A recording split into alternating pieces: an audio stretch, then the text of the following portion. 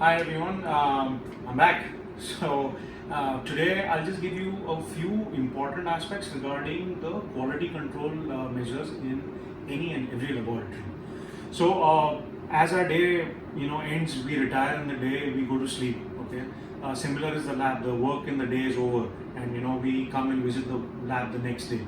But it is important to see how well your lab has slept and how well it is getting up. By that, what I mean is the equipments in the lab. Now, equipments are the most important and critical, ingredients in giving you the success that you're after. Okay, so we need to keep checking these day in, day out, because any fluctuation in their behavior is going to fluctuate your results, and basically not rather fluctuate, is going to just take your results on a downside, and it's going to take some amount of efforts then to get it back to where you were and then further progress to the next level. So what are these instruments that I'm talking about? So these are all the machines like the laminar airflows, the incubators. Now incubators could be of two types. The minks or the benchtop incubators, or the big box incubators, or the big brothers that we refer to sometimes. Then the ICSI, the heating blocks. So what do you need for taking care of these instruments or these babies? Two most important instruments that you need to take care of the bigger instruments. Now these are the temperature probe and the CO2 analyzer.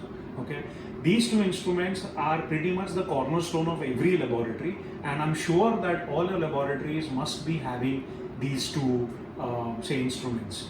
If not, please buy them immediately, because you don't know what is going wrong in your lab, and that's particularly one reason why you're probably stuck at a particular result or success rate, or probably thinking, why am I not improving, or why my results are deteriorating. So it's important you have these two instruments. So the one of the most important or the primary instruments which you need to analyze or see whether it's at par with the 37 degrees temperature is the heating block. Now what does this heating block do? It's an intermediate holder. Okay, intermediate holder, what I mean is during the pickups. During the pickups, the follicular fluid is going to be collected in test tubes, and these test tubes are going to be held inside these heating blocks till the embryologist finish screening the current test tube containing the follicular fluid that he or she has. But until then, the pickup can't stop. So the follicular fluid contained test tubes are going to keep pouring in and are going to be held into these heating blocks. So that's why it's important that the heating block is at 37 degrees. If not, the blood is going to get clogged, and you're not going to have eggs that you're desiring, or which you might have thought you have stimulated. That is one aspect, and it also gives you an important understanding of what is the temperature which is displayed on the machine vis-a-vis what you get on the temperature probe. So that also tells you which is at fault. Is the temperature probe at fault, or it's the instrument? So that's why it's important that you have a daily check of these aspects, because it's important that all of them are at 37 degrees plus or minus 0.5 degrees. Moving on, then you have the laminar airflow, or the instrument on which inside which you do the pickups. Now this has nothing else but just a heated temperature surface which has to be checked from a quality control perspective for the reading. So the heated surface is at 37 degrees, and it's not though important to check every day, but once in 3 days it is a good practice to keep the temperature probe on this and check it. The reason I say once in 3 days is because keeping the probe or sticking it to the particular surface can be a little bit tricky, and you might not always be the best quality control checker for laminar airflow. So do it once in 3 days and you get a good hang of it. Then once you've done this, similar to the laminar airflow is the ICSI rig. Now ICSI rig again has a very small heated surface on which you keep the dish. Again, this surface is similar to the laminar airflow surface, which doesn't have any provision for us to dip into a particular liquid, or keep it inside a particular instrument, but it has to be on a flat surface. So again, once in 3 days checking of that is recommended, because you should remember that when you're doing ICSI, the oocytes are going to be exposed for at least 10 minutes, depending upon how many number of oocytes you're taking for injection. And 10 minutes is a huge time for any alteration to happen, okay, and kill the oocytes. Then the next is benchtop incubators. Now benchtop incubators have two aspects. They run either on trigas or CO2 as sorry, my bad. Incubators are of two types. They either run on trigas or CO2. Now the benchtop that we are using, they run on dry gases. Trigas means a component of oxygen, CO2 and nitrogen. So we need to check the CO2 content of it. Okay, so every trigas cylinder that you get has to be certified with the amount of proportion of the mix of these trigases. Okay, once you have the certified gases, then you're sure that the flow of trigases which you're going to get is going to be accurate. So once that is there, then you use a CO2 say probe to check inside to see whether it's 6%, because if your trigas cylinder does not have a 6% CO2, then obviously here you're not going to get a 6% say CO2 output, right? So we need to check for that along with the temperature. So when you come to testing QA/QC parameters inside the incubator, you have to insert two probes inside the inside any of these chambers. Now you can keep alternating these chambers every day. It's not necessary to take the QA/QC reading for both the chambers. So for example, if today is a Monday, you check Monday on the left side, Tuesday you check on the right side. Okay. Similarly, the other aspect that you need to check into an incubator is not just the temperature and CO2, but water content.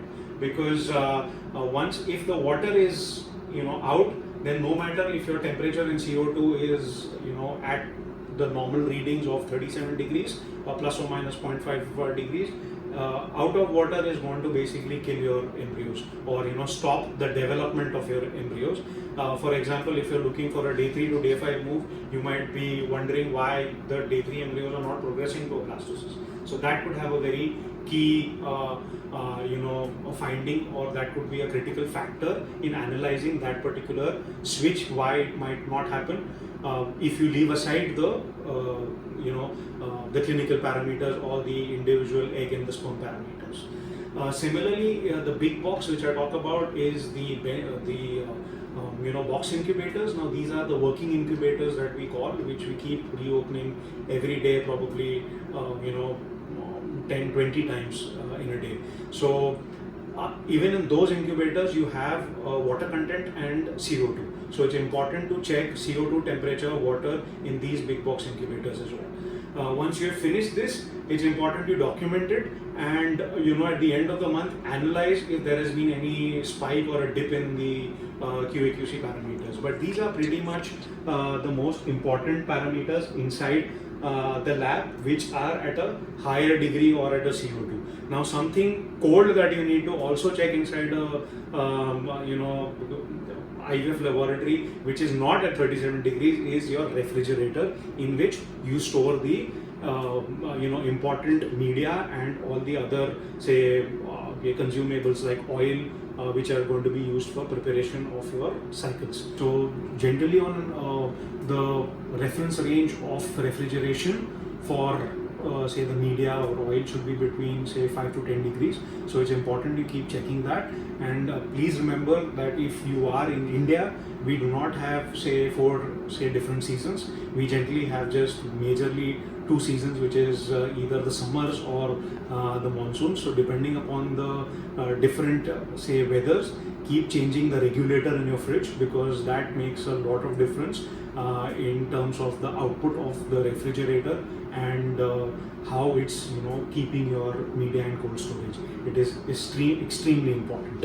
Okay, so apart from those quality checks that we do, there are a few other say materials that we use to ensure that these machines are maintained very well.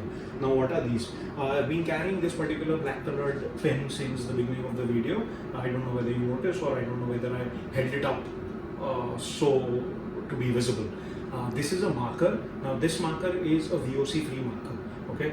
Why do we use this? Is because if you see the benchtop incubators, they've got particular, say, magnetic strips on which we can write and we can erase. Okay, so we maintain the patient names on those incubators, or sometimes we use these to write on the cryo devices that we are freezing, on the dishes that we are preparing. So for all those aspects, a VOC free marker is something that is a very critical instrument. You might feel that it doesn't make a difference, but mind you, it does make a lot of difference. Okay, because all the other non-VOC markers have some proportion of alcohol in it, and alcohol is detrimental for any of the individual gametes or the embryos combined. Okay, so please don't neglect this particular small factor.